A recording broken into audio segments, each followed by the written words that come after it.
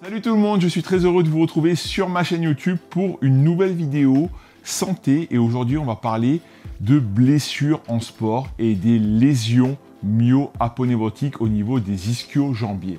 Derrière la cuisse, les LMA sont des blessures très fréquentes dans de nombreux sports et on va en parler, on va essayer de comprendre comment ça marche, le mécanisme lésionnel et 3 petits exercices pour commencer à améliorer et commencer à restimuler ces muscles pour qu'ils cicatrisent de manière optimale.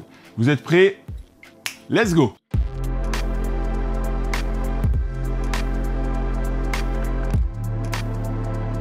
Alors on a tous vu à la télé certains footballeurs ou certains sprinteurs en athlétisme se tenir l'arrière de la cuisse et faire une grosse grimace, comme ça, finir par terre à se rouler boulet, bref.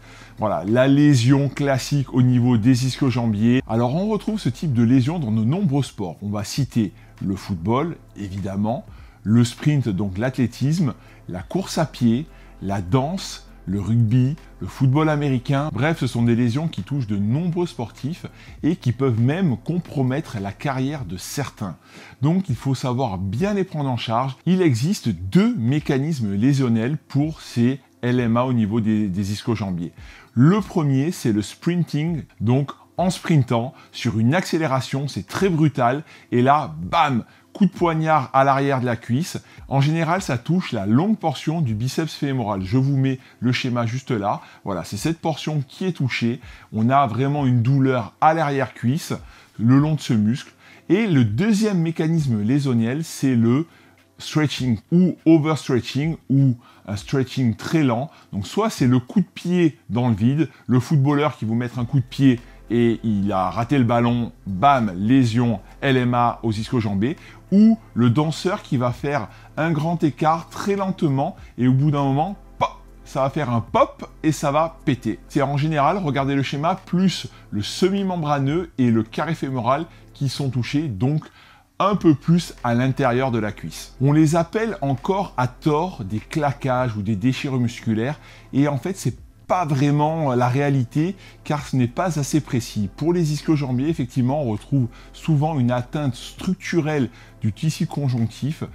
Parfois, le muscle, c'est un peu plus rare, mais aussi la jonction entre le muscle et le tendon. D'après la revue de Wilke de 2019, on retrouve plutôt des lésions dans la jonction entre le muscle et le tendon, touchant le tissu conjonctif. C'est pour cette raison que le terme le plus approprié serait plutôt des lésions aiguës myocollagéniques. C'est vraiment, pour être très pointilleux, on peut rester sur LMA pour l'instant, mais ça permet quand même de savoir que dans le futur, il faudra trouver des termes un peu plus précis. Un point très important, écoutez bien, une des notions les plus importantes dans la prise en charge des lésions au niveau des ischio-jambiers, c'est qu'elle soit le plus précoce possible. On parle de 2 jours après la lésion. Il faut remettre le muscle en mouvement. Il faut retravailler sur des petites contractions isométriques et être pris en charge par son kinésithérapeute. À partir du moment où vous êtes fait ce type de lésion, vous mettez de suite en place le protocole Peace and Love. Je vous l'ai déjà expliqué, je vous le remets là-haut. Et ensuite, vous consultez évidemment votre kiné et vous commencez les séances de suite. Car il est important de charger graduellement les ischio-jambiers, donc progressivement, pour leur permettre une cicatrisation optimale. Alors rapidement, quels vont être les tests et les signes qui vont vous dire que vous avez sûrement une lésion au niveau des ischio-jambiers? Ça va être la triade, palpation, étirement, contraction. Le thérapeute va venir palper et va trouver une zone douloureuse. Il va pouvoir à l'étirement reproduire la douleur et à la contraction statique dans différents secteurs angulaires aussi. Également, on aura peut-être un hématome avec un saignement, donc on aura une zone qui pourra être colorée de différentes couleurs et qui pourra montrer aussi qu'il y a une atteinte au niveau des ischio-jambiers. On pourra retrouver une douleur à la flexion du genou, debout, en essayant de faire un talon-fesse, ça va créer de la douleur, voire quand on se penche en avant pour ramasser un objet au sol, douleur à l'arrière, ce sera quand même aussi signe d'une lésion à ce niveau-là. Premier exercice, le premier, le plus doux qu'on peut mettre en place, c'est les contractions isométriques pendant 45 secondes qu'on peut faire 5 à 10 fois, plusieurs fois par jour. Pour ça, on s'allonge à plat ventre dans cette position. Et là, je vais placer comme résistance mon pied sain au niveau de la cheville, au niveau du tendon d'Achille du côté qui a été abîmé, qui a été lésé, et ça va permettre de faire une petite résistance, un travail contre-résistance pendant 45 secondes. Et on va pouvoir varier sur le secteur angulaire. C'est ça qui est très intéressant. On va pouvoir se mettre à 30 degrés, à 60 degrés, à 90 degrés, ou voire même un peu plus, pour faire varier le secteur angulaire de la contraction isométrique. Vous y allez assez cool, hein. Il peut y avoir un petit peu de douleur, c'est autorisé, mais n'y allez pas non plus comme un bourrin. Ensuite, deuxième exercice, on va se mettre maintenant sur le dos et on va réaliser un pont fessier, qui est très intéressant aussi pour renforcer les fessiers évidemment et les ischio-jambiers. En progression, on va pouvoir déjà monter et descendre avec les deux côtés.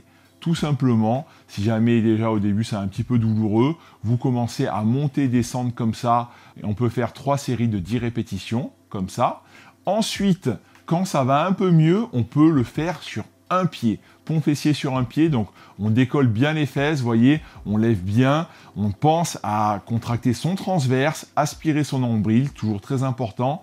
Et là, on va tendre la jambe qui n'a pas été touchée, logiquement, et on va être en appui que sur le côté lésé, et on va tenir en isométrique pendant 45 secondes. Pareil, les fesses bien hautes, on gaine, on garde le bassin bien stable, et on reste comme ça pendant 45 secondes, et ensuite, en évoluant, on pourra le faire en isotonique, c'est-à-dire en montée-descente des fesses, comme ça, 3 séries de 10 répétitions, et vous allez voir que ça va un peu plus chauffer. Dernier exercice qu'on peut faire qui va quand même beaucoup plus mettre en contrainte, c'est le single deadlift. Et là, on va utiliser un pack de lait ou un pack d'eau qu'on va prendre dans la main du côté opposé à la lésion. Et on va se mettre donc en équilibre sur un pied, avec le genou légèrement fléchi. Et comme ça, vous allez venir, en faisant une sorte de bascule, vous pencher en avant en gardant le dos droit et la jambe dans l'alignement, l'autre jambe dans l'alignement, et venir poser votre pack d'eau au sol ou votre pack de lait au sol.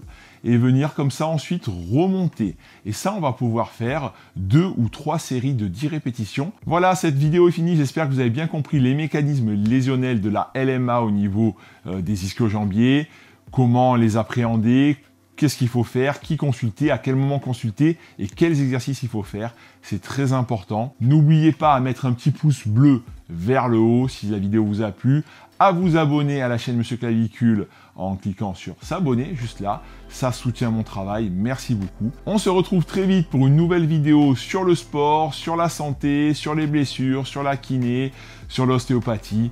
D'ici là, portez-vous bien et à très vite. Ciao, ciao!